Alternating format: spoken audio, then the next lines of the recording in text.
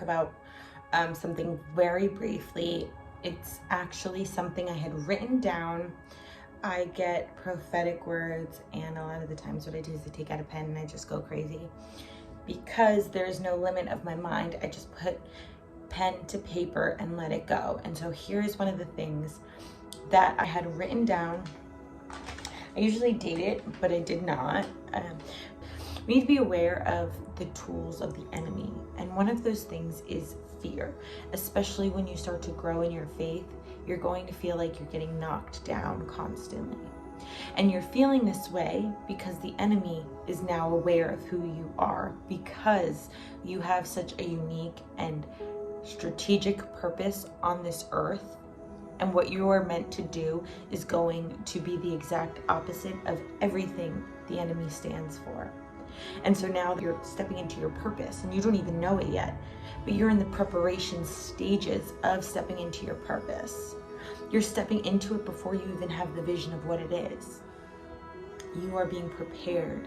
And because you're being prepared and you're choosing to take this time to get to know God, to form a beautiful and intimate relationship with Jesus, and communicating through the Holy Spirit, and you're connecting and guiding and fasting and praying and learning and growing, and now the enemy is going to attack you. So don't let that deter you. Look at that as something, as a result of you doing something well, something good, achieving, not doing something wrong and receiving a punishment. Because the more you get attacked, the better you are doing. And God's going to allow these things to attack, not to prosper, but just to add character. So I'm going to read this really quick, and then So it says, fear is the biggest liar. I believe there are forces on this earth that are much bigger than us.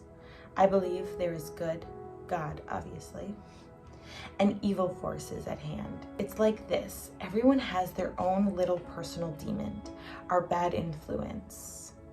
The thing that justifies what you're doing and encourages you to lie to others and to yourself.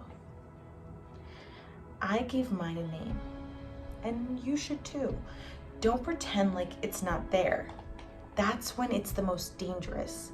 I call mine Lalani, and I'm not exactly sure why. But I yell at her, and I bring humor to it. I strip Lalani of her convincing powers by bringing her to light. Darkness cannot live in light. It literally is the absence of light is darkness. As soon as there is shining light, darkness disappears. And that's what we're doing with our demons. There's a book called The Screwtape Letters, and in the Screwtape Letters they call it Wormworth, and that's actually biblical in that part. So it speaks about how it works with different people, right? So you ever be around someone, you're a bad influence, or they're a bad influence on you, and all of a sudden you just do things and you're like, why the heck did I just do that? I never do that. I would never do that. But when I'm with this person, I just do, and I don't think. And the thing is that it's your wormworths working together. It's your demons that know, ooh, we know how to do this, say this, do that, open this door, and she'll go in and you'll set her right up there, right? They know how to make you impatient, how to make you angry, how to make you greedy, jealous. They know the works, right? They know it all, and they've been with you your whole entire life. They know it, and they're going to use it to their advantage. So when you call them out, the spirit of anxiety, the spirit of fear, depression, whatever, give it a name it, call it what it is, or give it yourself a name. But when you know that, you can talk to it, and you can put it in its place, and it's starting to strip it of its power because it thinks that you don't know that it's there. And so when you don't know that it's there, you think that it is part of your personality trait. And then you start to get down on yourself and think, well, this is just the way I am.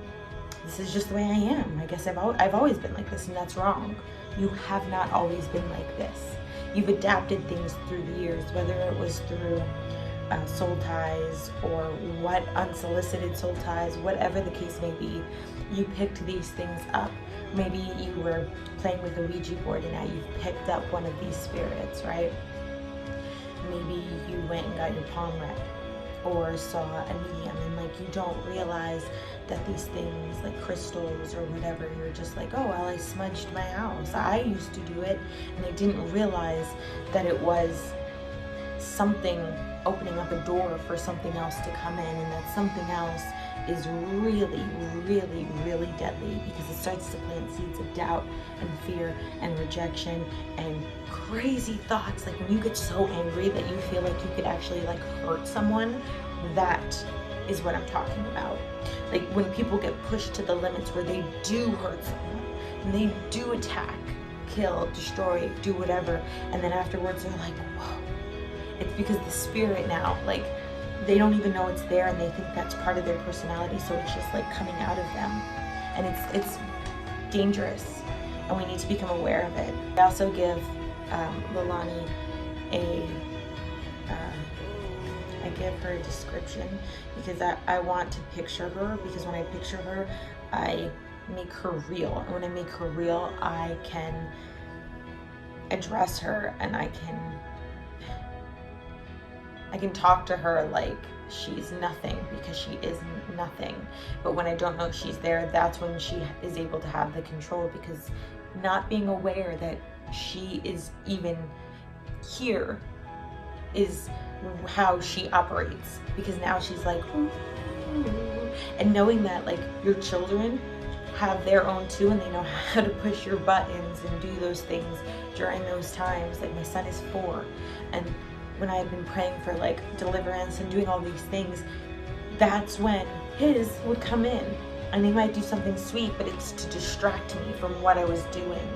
Or sometimes it's literally just saying why to everything, and it's just driving me insane, because we're in quarantine, and I'm just like, this is the most time I've spent with my son in the 4 years, because I work so much because I'm a single parent. Now I'm just like, ah!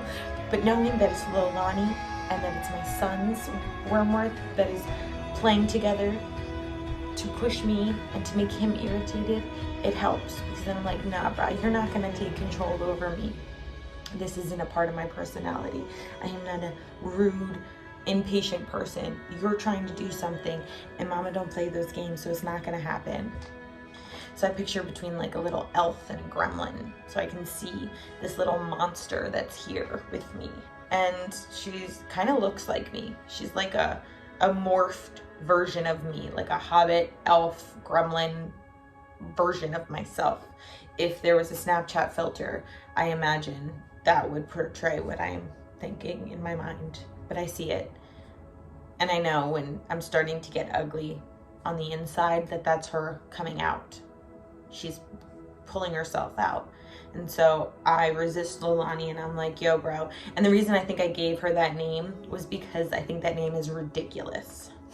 I do. I didn't want to give her an awesome, cool name, because I don't think she's awesome. I don't think she's cool. I think she's ridiculous and beneath me. And because of that, I want her to have a foolish, ridiculous name. And now if your name is Lilani, I'm really sorry that I offended you, but it's just where I'm at. So sorry. But that's really what I think of her. So not you, but her. So that's why it's ridiculous. Being able to have a dialogue with Lilani and calling her opinions dumb, it frees me up to do a lot of other things that I enjoy, and especially spending time with my son, something I do enjoy, but Lilani tries to strip my joy of, making me feel like I'm annoyed and I need to do something else, and I don't want to be playing, and why are we doing this, and now he doesn't want me to do that, so now I'm annoyed. And it's like, Lilani is literally trying to run my day and dictate to me where I am going and how I'm feeling, and because how I'm feeling, I'm going to go off of my emotions, and now my emotions are going to turn into feelings, and I'm going to act a certain way. And when I'm around just my son, I'm going to act towards him, and I don't want my actions to become his actions. And that's exactly what it is. It's our demons playing together. It's my Lilani and his Wormworth just moving around together, pushing our buttons, so we feed off of each other. But I'm calling it out and saying, let's dig out that hole. Let's dig out that hole that we're getting ourselves into with this monster that is with us. Like, yeah, we each have our own spirit, the Holy Spirit, which is our connection to God. But the enemy copies every single thing God does. So here we are, right? But being aware of who is there giving them a foolish name and telling them to kick rocks puts the control back here. Puts the control back here. When I say your heart, I don't mean your emotions. I mean your spirit, right? The Holy Spirit, what God has given you to communicate with him, to know when he's telling you to go, when he's telling you to hold up. That's where it is. You can feel it and you can hear it, and it's beautiful. So whether you believe it or not doesn't mean it's not real. It's still there, and it's still doing damage to you on a day-to-day basis. So the more you learn, the more you grow. And I don't know about you, but I am growing and growing and growing. Take it one step at a time. I will see you back, and keep working on your relationship with God. It's the most important thing you have.